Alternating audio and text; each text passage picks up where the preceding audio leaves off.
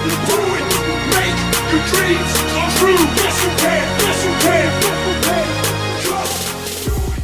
And, in negotiation, the secret to power often is a concept we call your BATNA, your best alternative to a negotiated agreement. In other words, before you go into negotiation, think through, what am I going to do to advance my interests if for some reason I'm not able to reach agreement? If I can't reach agreement with this particular organization on a job, maybe I've got another job opportunity. Or if I can't reach agreement with one customer, maybe I've got another customer, one supplier, another. In other words, knowing that you have that alternative, it gives you a sense of confidence and freedom. And the interesting thing is that though I've taught that for about 30 years, people often don't do it. And why don't they do it? Because they're just focused on the agreement. They don't think about their BATNA. And I've come to realize that, in fact, maybe there's a psychological antecedent. And this all goes back, again, to yourself, which is an inner BATNA, which is a commitment to yourself that you're going to take care of your own needs, which then makes you less psychologically dependent on the other side. And then, oddly enough, like in a relationship, if you're less dependent psychologically, emotionally on your partner, you're likely to have a better relationship because you care, but you don't care that much that you're going to get highly triggered every time you're together. Yeah. I mean, for me, the analogy in my own sort of studying and work is, I'm a firm believer that great leadership requires one thing and one thing only. People ask me, what characteristics do great leaders have? And the charisma and vision and all these things. But I know great leaders that aren't that charismatic. I know great leaders that don't really have great long vision either. They're kind of short on vision. They have something, but it's not this big world-changing thing that we usually hail as great leadership. But the one characteristic I'm comfortable saying that all the great leaders I've looked at have is courage. But then it begs the question, where does courage come from? And it's something very similar here, which is the more I've set out to learn, the more I realize that courage isn't this internal thing that you have to sort of go deep inside and find the courage to do something. It really comes from knowing that someone's got your back, that you know that someone says to you, I believe in you. That gives you the courage to take sort of big risks and say, bombastic things. Or if somebody says, I got your back, and this is sort of like the leadership BATNA. It's sort of like, I know that if this doesn't work, or if I feel I can't do it, that there's something else, there's someone else. Right. And it allows for this remarkable courage to exude from a human. And the best part is it's reciprocal. It gives courage to the other person as well. And there's a cycle that it starts to flow through. Yeah. It's interesting too. It's because I think it was Einstein who once said, interestingly, he said, the most important decision that every human being has to make is to decide whether or not the universe is in fact friendly. And why would Einstein say that? He said it because he said, look, because if we decide that the universe is unfriendly, because we can choose, who knows whether it's friendly or not, but you can choose. If you choose that it's friendly, you're likely to interact with people as if they're possible partners in a cooperative way.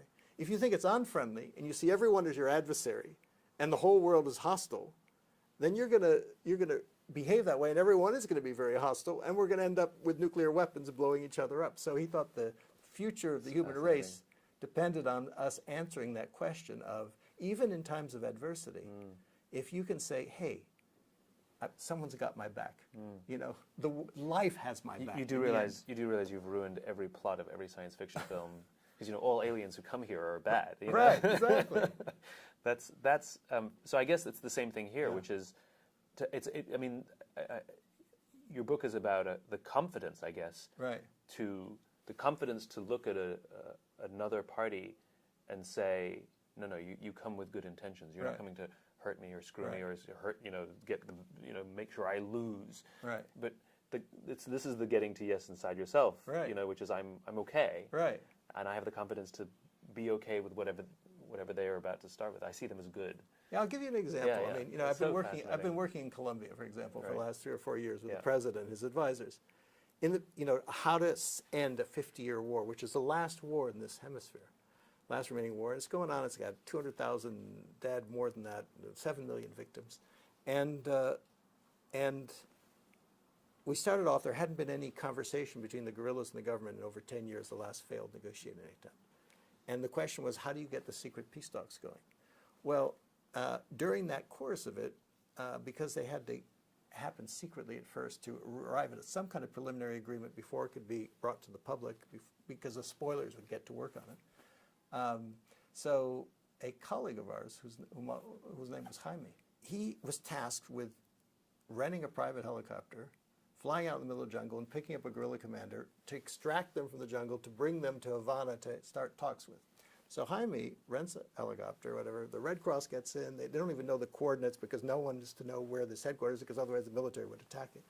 Anyway, the coordinates are given to the helicopter pilot. They fly about 20 minutes into the forest. They land in the middle of a jungle clearing.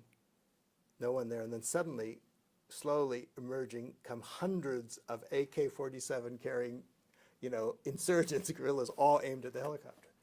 Put yourself in the shoes of Jaime. The world looks very unfriendly at that moment, right?